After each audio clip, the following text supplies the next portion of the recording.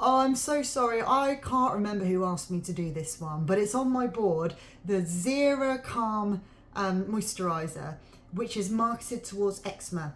Now let's see if there are any skincare ingredients in here which I think would help your eczema, and let's see if there are any microplastics or any nasties like petrochemicals. If you've seen my videos before, you know that we dissect the ingredients list from the top to the bottom. The first ingredient has always got the most in that whole product, going down to the least. And I've used the Beat the Microbead app to help me with this one, as it has highlighted 2 microplastics and some potentials. So let's delve in deeper. The first ingredient is aqua, just means that it's going to need a preservative and some emulsifiers, but which ones are they going to use? Then we've got my arch nemesis, some mineral oil, which is paraffin made from petroleum. It's non-renewable, and in my opinion, it's occlusive to the skin. So it's just going to trap in bacteria. It's not going to give you any natural nourishment whatsoever. Tricks your skin into thinking it's getting moisture when it isn't. It just feels like it, in my opinion.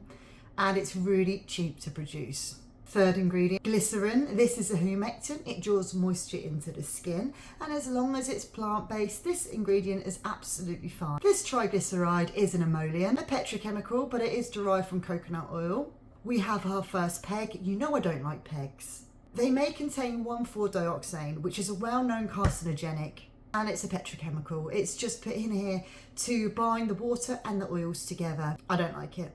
Oh, then we have some evening primrose oil, which is good. I like this, good ingredient. It's in there for extra nourishment to the skin, and it gives you moisture. So this is a good ingredient. Glycerol stearate, another emulsifier, generally safe, but it does use petrochemicals in its manufacture.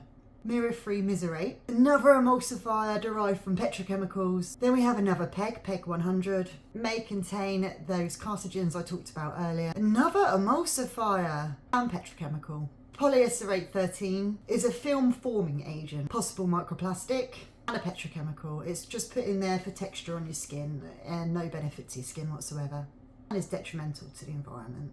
This aquaphilis is actually a probiotic, and I like probiotics for your skin because just like your gut, your skin has got a microbiome, which we need to support. Although I'm sure the microplastics in here and the petrochemicals are going to damage your microbiome more than this probiotic is going to help it. So a wasted ingredient in my opinion. Arginine. This is actually an amino acid that's used for hydration for the skin. This is a pretty good ingredient. It's not a microplastic and it's not a petrochemical.